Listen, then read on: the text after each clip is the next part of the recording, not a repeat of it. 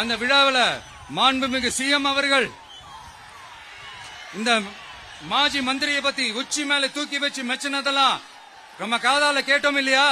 இதே சிஎம் அவர்கள் இதே கரூருக்கு வந்தப்போ எதிர்கட்சியா வெளிச்சம் வெளியேறு அப்படின்ற தலைப்புல தமிழக வெற்றி கழகத்தினுடைய தலைவராக இருக்கக்கூடிய நடிகர், அது அந்த கட்சியுடைய தலைவர் விஜய் தொடர்ச்சியாக ஒவ்வொரு சனிக்கிழமையிலும் பல்வேறு இடங்கள்ல தன்னுடைய பிரசாரங்கள் மேற்கொண்டு வருகின்றார். 2026ஆம் ஆண்டு நடுப்பகுதியில் நடைபெறக்கூடிய அடுத்த தேர்தலுக்காக அவர் தயாராகி வருகின்றார்.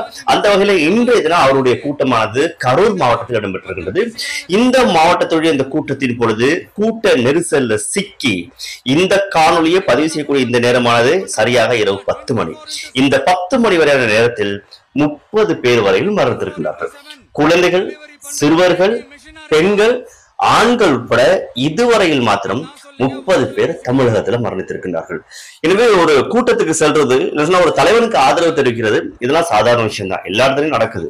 ஆனா கட்டுப்படுத்த முடியாத கூட்டத்தின் விளைவாக இந்த கூட்ட நெரிசல சிக்கி இத்தனை மக்கள் இன்று தினம் பலியாக இருக்கின்றார்கள்.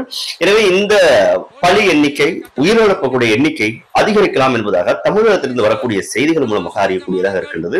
எனவே பாருங்க, எவ்வளவு பாரதூரமான விஷயம், எவ்வளவு பெருமதியான உயிர்களை நாங்க ஏதோ ஒரு விஷயத்துக்காக வளர்ந்து கொண்டிருக்கணும். குறிப்பா அவர் தேர்தல் கேட்க போறாரு, அவருடைய கட்சி சின்னம் எல்லாருக்கும் தெரிந்ததுதான். அப்படி ஒரு சூழ்நிலை அங்க பாதுகாப்பு இல்லைன்னா ஏன் போகணும்? என்னத்துக்காக போகணும்? சரி, பெரியாட்கள் தான் போறோம், இதுக்காக எதுக்கு குழந்தைகளை அழைத்து செல்லணும்?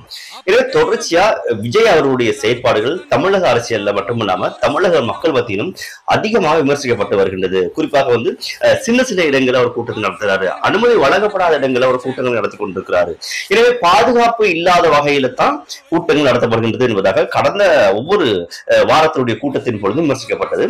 எனவே இன்றைய இந்த நிலைமையை பொறுத்தவரையில் அந்த பெரியர் என்று சொல்லப்படக்கூடிய அந்த பாதுகாப்பு வேலையை உடைத்துக் கொண்டு அவர் பார்க்கணும், கட்டி அணைக்கணும், அவரோட போட்டோ எடுத்துக்கொள்ளும், அவரோட பேசணும் என்பதாக நிறைய பேர் வந்தது நிமித்தம் தான் இந்த மரணங்கள் நிகழ்ந்திருக்கின்றன. எனவே இதை சாதாரணமா எடுத்துக்கொள்ள முடியல. எவ்வளவு கஷ்டமா இருக்கு பாருங்க. நாளைக்கு விடியும் பொழுது ஒரு பேரிடியான செய்தியாக இது தமிழக மக்களை சென்றடையும் அப்படின்ல எந்த மாற்று கருத்தும் கிடையாது. இப்போ யாரும் இந்த விஷயத்தை தெரியாமல் இருக்கலாம். ஆனா இந்த தினம் முடிந்து இன்றைய நாளை காலை, குறிப்பாக 28ஆம் தேதி காலை விடியும் பொழுது நிறைய பேருடைய காதுகள்ல மிகப்பெரிய ஒரு பேர் ஒளியாக ஒலிக்கப் போகின்ற செய்தி, தமிழகத்துல இத்தனை பேர் மரணித்திருக்கின்றார்கள். என்ன சொல்றதுன்னு தெரியல.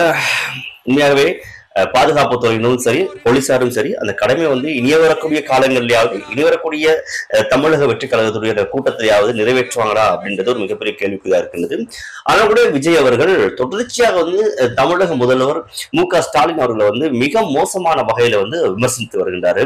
அங்கல்னு சொல்றாரு, ஏங்கன்னு சொல்றாரு, அது என்ன பாத்தீங்கன்னா ஊழல்வாதின்னு சொல்றாரு. இப்படி பல விஷயங்கள் தொடர்ச்சியாக விஜய்க்கு எதிராக முன்வைக்கப்பட்டு வரக்கூடிய இந்த சூழலில் இப்போ இப்படி நடக்கக்கூடிய இந்த அசம்பாவிதமானது மிகப்பெரிய ஒரு பேர் எதிரொலியாக அமையப்பட போகின்றது.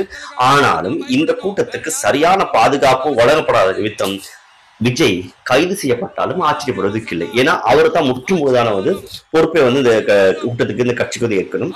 இந்த சூழ்நிலையில அடுத்து வரக்கூடிய ஒவ்வொரு நிமிடங்களும் மணி நேரங்களும் என்னவாக இருக்கும் தமிழகத்தில் அப்படின்றத பொறுத்திருந்து பார்க்கக்கூடியதாக இருக்கும்.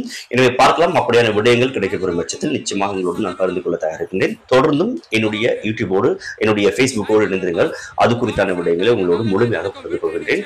மிகவும் சோகமாக, கவலையாக இலங்கை கொழும்பிலிருந்து இந்த காணொலியிலிருந்து நானும் விடைபெறுகிறேன். நன்றி. அந்த மாஜி மந்திரியை பத்தி என்னெல்லாம் சொன்னாரு, என்னெல்லாம் கேட்டாரு.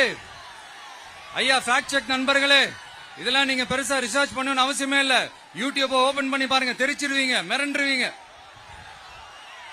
இந்த திமுகவுக்கு இந்த மாஜி மந்திரி இப்ப என்னவா இருக்கிறாரு அப்படின்னு மக்கள் பேசிக்கிறாங்க தெரியுமா?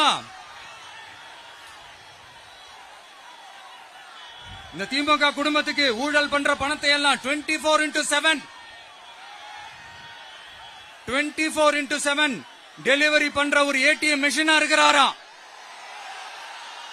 அப்படின்னு நான் சொல்லுங்க, ஊருக்குள்ள பேசிக்கிறாங்க.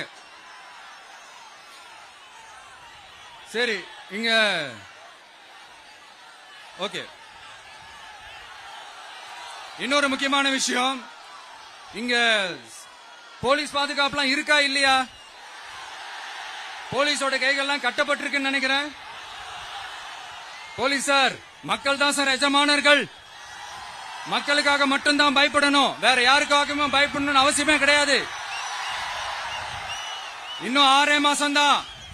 ஆட்சி மாறும், காட்சி மாறும், அதிகாரம் கை மாறும். உண்மையான மக்களாட்சி, மனசாட்சி உள்ள மக்களாட்சி அமையும். அப்ப தெரியும் எல்லாருக்கும் சுதந்திரமும் பாதுகாப்பும் 100% வரும். தேங்க்யூ நண்பா. கான்பிடண்டா இருங்க, நல்லதே நடக்கும், வெற்றி நிச்சயம். அஷ்மிகா 9 வயசு ஒரு பொண்ணு காணுமா, நீங்களே நம்ம தோழர்கிட்ட சொல்லி கண்டுபிடிச்சு கொடுக்க சொல்லுங்க. அஷ்மிகா 9 வயசுல ஒரு பொண்ணு காணுமா, தம்பிகளா கொஞ்சம் தேடி கண்டுபிடிச்சு கொடுத்துருங்க. அஷ்மிகா